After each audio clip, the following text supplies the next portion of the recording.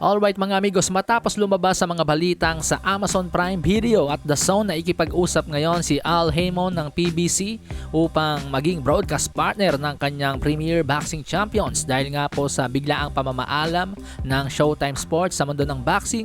Ngayon po mga amigos, another giant streaming service ang sinasabing posibleng kumuha sa PBC.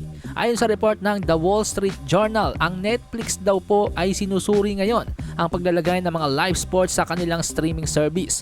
Ang balita po ngayon mga amigos, isang boxing card na pangungunahan ni Jake Paul ang isa sa mga inaasinta ng Netflix at isang hiwalay na boxing card naman mula naman sa mga PBC fighters ni Al Haymon. Basahin po natin mga amigos.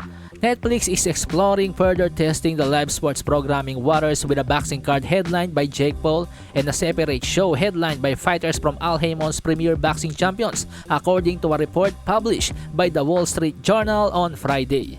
Gaano kaposible ang balitang ito mga amigos? Well, alalahanin po natin mga amigos, ang fighters from PBC na kasalukuyang may contract pa kay Al Haymon ay mga bigatin po.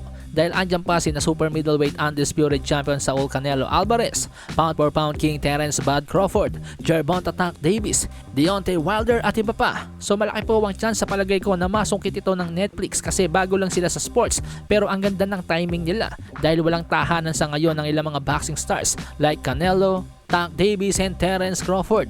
Yun nga lang, dapat talaga magkaroon ng malaking pagbabago kasi karamihan sa mga fighters ngayon ang laki po ng impluensya ni Mayweather, kaya't karamihan pinipresyohan ng mga sarili ng sobrang laki at kakapresyo ng malaki sa kanilang sarili, nahihirapan po ang mga promoters na maikasa ang laban, and yung mga broadcasters like Showtime, The Zone, may mga balitang kakahingi ng guaranteed prize money na mga fighters, sila po ang nagsasuffer kapag hindi naman po bumenta ang isang laban. Kaya naman sa palagay ko, para masurvive ni Al Haymon ang PBC, talagang dapat may malaking pagbabagong maganap. Dapat matuto rin siyang sumunod.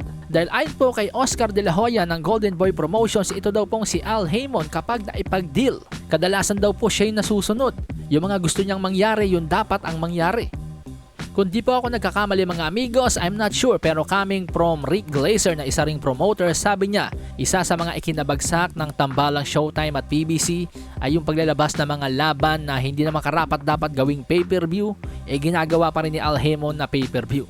Isang example nga po niya mga amigos, yung laban ni Gervonta Tank Davis at Hector Luis Garcia, Keith Thurman versus Mario Barrios.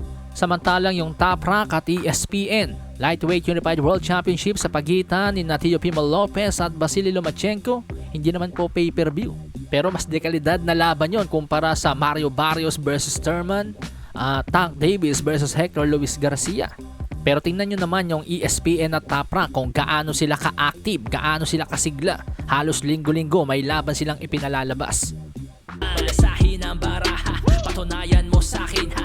Sino man ang mabunot na kalaban, di ka tatakbo ha. Sa bayan ko sa bayan, papalag ako para